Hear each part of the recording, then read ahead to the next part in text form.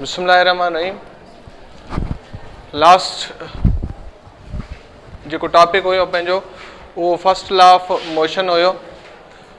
जेके 3 लॉज आहिनि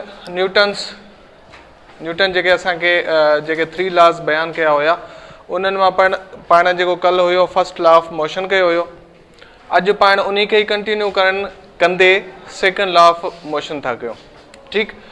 first law of motion totally related छा हुयो, छा सां ॻंढियल हुयो, मोशन सां। सही। यानी को बि जिस्म स्टेट कहिड़े में हुजे, या रेस्ट वारी हालत में आहे या मोशन वारी हालत में आहे। फर्स्ट लॉ पाण खे छा चयो त को बि जिस्म छा हुजे, जेसीं ताईं उन हालत में रहंदो, हालत कहिड़ी हुजेसि, या रेस्ट में हुजे या मोशन में, उहा उन में एसी ताईं रहंदी, को जेसीं ताईं को ॿाहिरियों एक्सटर्नल फोर्स अची उनजी स्टेट चेंज करे। ठीकु। हाणे अगरि तव्हां पहिरें लेक्चर ते तव्हां गौर कयो त हुन में पाण वटि टोटल हुयो नेट फोर्स असां वटि छा हुजे, नेट फोर्स असां वटि 0 हुजे। नेट फोर्स छा हुजे, 0 हुजे, तॾहिं बॉडी छा पे कयो, या रेस्ट वारी हालत में हो या मोशन वारी हालत में। ठीकु। आई ॻाल्हि सम्झ में। सेकंड लॉ ऑफ मोशन असांखे हाणे जेका सेकंड लॉ ऑफ मोशन आहे उहो असांजो जंहिंमें असां वटि नेट फोर्स 0 न हुजे। छा न हुजे, 0 न हुजे। नेट फोर्स 0 न हूंदो त को बि बॉडी छा में हूंदो, हरकत में हूंदो। हरकत में हूंदो न। नेट फोर्स न हुजेसि 0 त लाज़मी हरकत में हूंदो। पोइ उहा जेका एक्सेलरेशन पॉजिटिव हुजेसि या नेगेटिव हुजेसि। ठीकु। अचे थी ॻाल्हि सम्झ में। न्यूटन इहा ॻाल्हि चई त जेकॾहिं बाबा आम तरह सां असां रोज़मर्रा जी ज़िंदगी में ॾिसूं त असां को बि जिस्म आहे, असां वटि को बि ऑब्जेक्ट आहे, फ़र्ज़ु कयो मां को बि पत्थर खणां थो, अगरि हैवी पत्थर आहे, फ़र्ज़ु कयो हिन जो जेको मास आहे उहो आहे 10 kg, हिन जे मुक़ाबले में अगरि मां ॿियो पत्थर खणां थो जंहिंजो मास आहे 5 kg। सही। हाणे अगरि ही 10 kg वारो सेम जेकॾहिं सेम आहे, सेम तव्हां फ़र्ज़ु कयो हिन ते को बि फोर्स अप्लाई कयो था, फोर्स अप्लाई कयो था त हिन बॉडी में, हिन जिस्म में छा पैदा थिए थो, एक्सेलरेशन पैदा थिए थी। छा पैदा थिए थी, एक्सेलरेशन पैदा थिए थी। लेकिन एक्सेलरेशन फोर्स अगरि मां हिन जिस्म ते हिन तरह लॻायो आहे त पोइ एक्सेलरेशन बि सेम डायरेक्शन में पैदा थींदी। ठीकु। ईअं न आहे त मां फोर्स हिन तरफ़ लॻायां पियो ऐं एक्सेलरेशन उबतो मुंहिंजे तरफ़ थिए पियो, न। एक्सेलरेशन बि सेम डायरेक्शन में हूंदो, जंहिं डायरेक्शन में तव्हां फोर्स पिया लॻायो, जंहिं डायरेक्शन में तव्हां ज़ोर पिया लॻायो। ठीकु। अगरि मां तव्हांखे चवां बाबा ठीकु आहे, ही 2 गाॾियूं आहिनि, हिकिड़ी जॻह ते मां ट्रक बीहारे थो छॾियां, हिकिड़ी जॻह ते कार बीहारे थो छॾियां, ऐं मां तव्हांखे चवां थो त पुटु तूं कार खे मूंखे जेको आहे इन खे धिके ॾे, तव्हां छा कंदो, हुन ते हिकिड़ो फोर्स अप्लाई कंदो। थी सघे थो तव्हां में एतिरो फोर्स हुजे जो उहा कार छा थिए, मूव थियणु शुरू थिए, हरकत में अचणु शुरू थिए, हुनमें एक्सेलरेशन पैदा थिए। जेकॾहिं मां साॻे ई तव्हांखे चवां थो त हाणे कार खे छॾे कंहिं ट्रक खे मूंखे धिके ॾे, छा थींदो, तव्हांजो फोर्स त सेम आहे, ज़ोर बि तव्हांजो साॻियो आहे, आयो बि तव्हां साॻिया, लेकिन हुन हैवी ट्रक में छा थो थिए, चुरपुर पैदा ई कोन थी थिए, एक्सेलरेशन पैदा नथी थिए। छा रीज़न आहे, मास घणो आहे। जंहिं ऑब्जेक्ट में, जंहिं बॉडी में, जंहिं जिस्म में मास वधीक आहे हुनजी एक्सेलरेशन छा हूंदी, घटि हूंदी, ऐं हुन ते फोर्स असांखे छा करिणो पवंदो, वधीक अप्लाई करिणो पवंदो। लेकिन फोर्स जो डायरेक्शन उहो साॻियो हुजे जंहिं डायरेक्शन में एक्सेलरेशन पैदा थिए। अगरि मां हिकिड़ो नंढो पत्थर खणी उछलायां, थी सघे थो उहो पत्थर जल्दी में वञी आख़िरी बेंच ते किरे, जेकॾहिं उन जी जॻह ते 5 किलो वारो पत्थर खणी उछलायां, केसी थिए, स्लो वञी किरंदो, वेझो ई किरंदो। फोर्स त मां साॻियो ई अप्लाई कयां पियो, लेकिन छा रीज़न आहे जो हुन ऑब्जेक्ट में, हुन जिस्म में एक्सेलरेशन घटि पैदा थिए थी। मेन रीज़न छा आहे हुनजो, मास जे करे। फोर्स मुंहिंजो सेम आहे, लेकिन ऑब्जेक्ट में मास वधीक हुजण जे करे छा थो थिए, एक्सेलरेशन घटि पैदा थिए थी। ठीकु। हाणे फर्स्ट लॉ ऑफ मोशन में नेट फोर्स असां वटि 0 हुजे, लेकिन सेकंड लॉ ऑफ मोशन में असां वटि नेट फोर्स छा हुजे, कुझु न कुझु हुजे, पॉजिटिव हुजे। ठीकु। हाणे अगरि मां Newton's second law of motion जी डेफिनेशन ते गौर कयां, आइज़ैक न्यूटन पंहिंजी डेफिनेशन में छा चयो आहे, चए थो when a net force acts on a body, जॾहिं असां को बि ज़ोर हिन बॉडी, हिन ऑब्जेक्ट, हिन जिस्म ते लॻायूं पिया, an acceleration, it produces an acceleration. हिन जिस्म में छा पैदा थो थिए? एक्सेलरेशन पैदा थी थिए। ठीक, वो छा आहे? Is directly proportional to force. छा मकसद आहे? छा मकसद आहे? Directly proportional to force. Acceleration, अगर मां इन ते फोर्स 20 न्यूटन लगाईंदुमि त ही तेज मूव कंदो। अगर हिन ते मां घटि फोर्स लगाया, 10 न्यूटन लगाया त स्लो मूव कंदो। यानी जेतिरी मां छा वधाया पियो? फोर्स वधाया पियो, ओतिरो जिस्म में छा पैदा थिए पियो? तेज़ी पैदा थिए पई। ठीक, त मां तव्हांखे हिकिड़ी ॻाल्हि ॿुधाई त पाण चवंदा आहियूं सिधी निस्बत ऐं उबती निस्बत। सिधी निस्बत छा चवंदा आहियूं? जॾहिं असां कंहिं बि हिकिड़े जिस्म में का शइ वधाईंदासीं त ॿिए जिस्म में बि उहा शइ ऑटोमेटिकली वधंदी।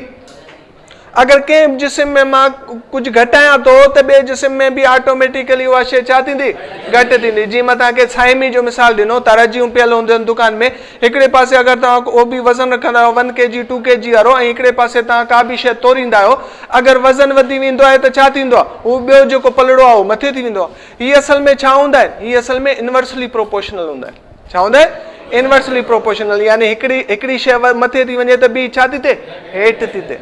अगर पाण टेम्परेचर थर्मामीटर जो सिंपल मिसाल वठूं त अगर टेम्परेचर वधे थो त थर्मामीटर जो पारो भी वधे थो, मथे वञे थो। अगर ॿाहिरि जी गर्मी पद घटि आहे त पोइ पारो छा आहे? उहो भी घटि थिए थो। यानी ॿई छा आहिनि पाण में? डायरेक्टली प्रोपोर्शनल आहिनि। इनवर्सली प्रोपोर्शनल छा आहे? हिकिड़ी शइ वधाईंदो त ॿी शइ घटिजंदी। हाणे न्यूटन भी साॻी ॻाल्हि चई आहे। हिन छा चयो आहे? हिन चयो आहे त force is directly proportional to acceleration.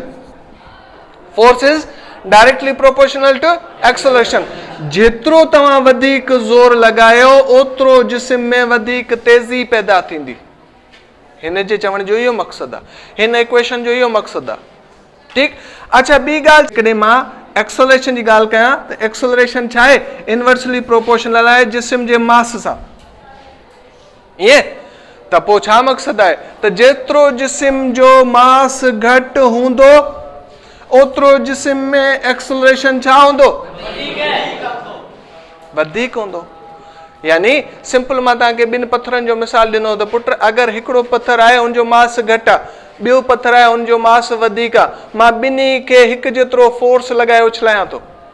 जंहिं जिस्म में मास घटि आहे उन में वधीक एक्सेलरेशन पैदा थींदी, उहो तेज़ी सां वञी किरंदो। ऐं जंहिं पत्थर में मास वधीक आहे उहो छा थींदो? स्लो वञी किरंदो या वेझे किरंदो। ठीक, हाणे हिननि ॿिन्ही शयुनि जो छा मक़सदु? इनवर्सली। अगर का भी शइ अपान में आहे त मतिलबु इनवर्सली प्रोपोर्शनल आहे।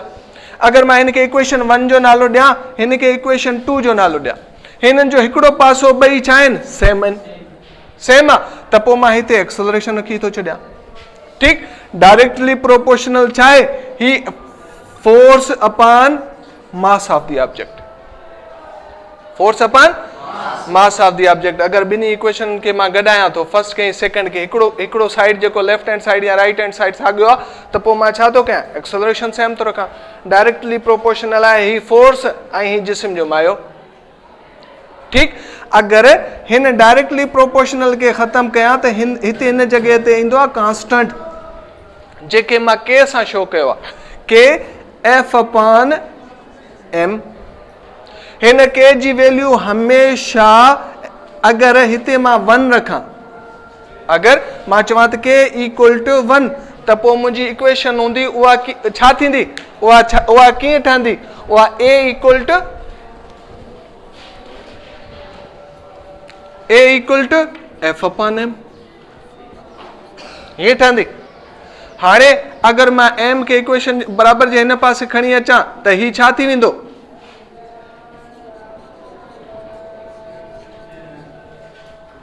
F equal to M A. पढ़ियो हुयो लास्ट टाइम पाण? पढ़ियो लास्ट टाइम पाण? यानी फोर्स असांजो डायरेक्टली प्रोपोर्शनल आहे कंहिंसां? मास सां। फोर्स असांजो डायरेक्टली प्रोपोर्शनल आहे छा सां? एक्सेलरेशन सां। यानी तव्हां अगर जिस्म जो मायो वधीक आहे त तव्हांखे ज़ोर बि वधीक लॻाइणो पवंदो, फोर्स वधीक हूंदो। जिस्म अगर तव्हां फोर्स वधीक लॻायो था त जिस्म में छा पैदा थो थिए? एक्सेलरेशन वधीक पैदा थी थिए। अची वई ॻाल्हि सम्झ में? यानी न्यूटन हिन जेको सेकंड लॉ में हुयो, न्यूटन असांखे सेकंड लॉ में ॿिनि टर्म्स खे डिफाइन कयो आहे, हिकिड़ो जिस्म में एक्सेलरेशन ऐं ॿियो जिस्म जो मास।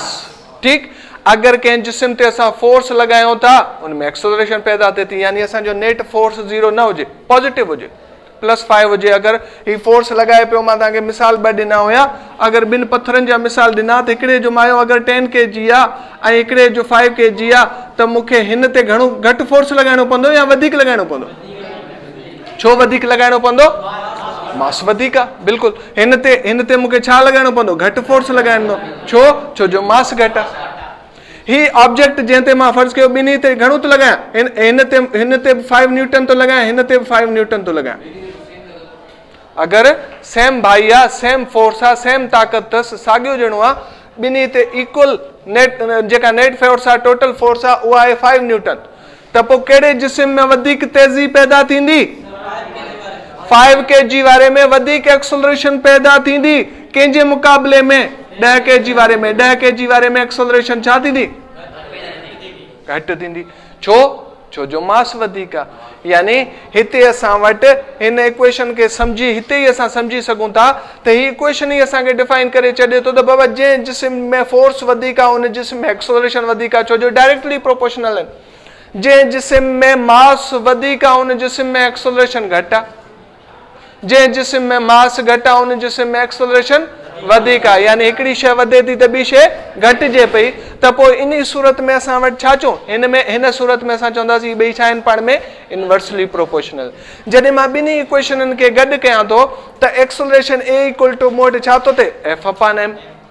m खे अगरि मां हिन पासे खणी थो अचां त मूं वटि छा थींदो? F = ma।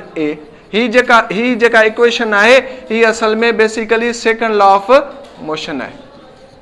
Second law of motion आहे जेका असांखे न्यूटन पंहिंजे सेकंड लॉ में डिफाइन कयो हुयो। हिन डेफिनेशन खे ई अगरि तव्हां गौर कयो ऐं जस्ट इक्वेशन लिखी छॾियो त तव्हांखे घणो कुझु क्लियर थी वेंदो। सही आहे? अचे थी ॻाल्हि सम्झ में? When a net force acts on a body, it produces an acceleration. The acceleration is directly proportional to force and inversely proportional to mass. जेका मां तव्हांखे इक्वेशन सॼी डिफाइन करे आयो आहियां। ठीकु आहे बाबा? यानी असां फर्स्ट लॉ खे थोरो रिविजन कयूं ऐं सेकंड लॉ खे वठूं। फर्स्ट लॉ में असांजे जिस्म जी हालत ते असां तबसरो पियो कयो, स्टेट ते। जिस्म जी हालत, उहो जेकॾहिं फोर्स लॻायूं था त उनजी हालत तब्दील थी थिए। ऐं सेकंड लॉ असां वटि छा थो थिए? जिस्म जे फोर्स ऐं जिस्म जे एक्सेलरेशन ऐं मास ते डिपेंड करे थो। ठीकु, फोर्स लॻायो था, जिस्म में तेज़ी पैदा थिए थी। मां बाल उछलायां थो, जेतिरो फोर्स वधीक लॻाईंदुसि ओतिरो बाल तेज़ी सां वेंदो। क्रिकेट खेॾंदा आहियो न पाण, बैट पकड़े वठां, बाल करे पोइ, जेतिरो मूं में फोर्स वधीक हूंदो ओतिरो बाल परे वेंदो, ओतिरो तेज़ी सां वेंदो। ईअं अगरि साॻी जॻह ते मूंखे इहा रबड़ वारी बाल जे जॻह ते मूंखे पथर उछलाए ॾे, मां खणी केतिरो बि फोर्स लॻायां, छा थींदो? एक्सेलरेशन घटि पैदा थींदी। छो जो हुन बाल में मास वधीक आहे। ठीकु आहे बाबा? उहा अगरि असां डेली वारो क्रिकेट खेॾंदा आहियूं उन में ई असांखे न्यूटन जो सेकंड लॉ हिते ई असां वटि डिफाइन थी वेंदो आहे। ठीकु, इहा तव्हां वटि सेकंड जेका आहे उहा Newton's second law of motion आहे। का ॻाल्हि, को सवाल हुजे इन मां त तव्हां पुछी सघो था। सिंपल आहे, का बि हिन में ॾुखियाई जहिड़ी का बि ॻाल्हि कोन्हे। जेकॾहिं तव्हांखे को बि क्वेश्चन हुजे भले तव्हां कमेंट्स में पुछी सघो था। ठीकु आहे, हिन खां पोइ इनशाला जेको पाण जो थर्ड लेक्चर हूंदो उहो पाण वटि Newton's third law of motion हूंदो। उन में तव्हां हिन ॿिन्ही जेको आहे फर्स्ट लॉ ऐं सेकंड लॉ खे रिविजन करे ऐं पोइ थर्ड लॉ स्टार्ट कंदासीं, जीअं असांखे पोयूं ॻाल्हियूं बि क्लियर थी वञनि ऐं अॻिते बि असांखे थर्ड लॉ बि सम्झण में असांखे सवलाई थिए। ठीकु आहे बाबा? Thank U.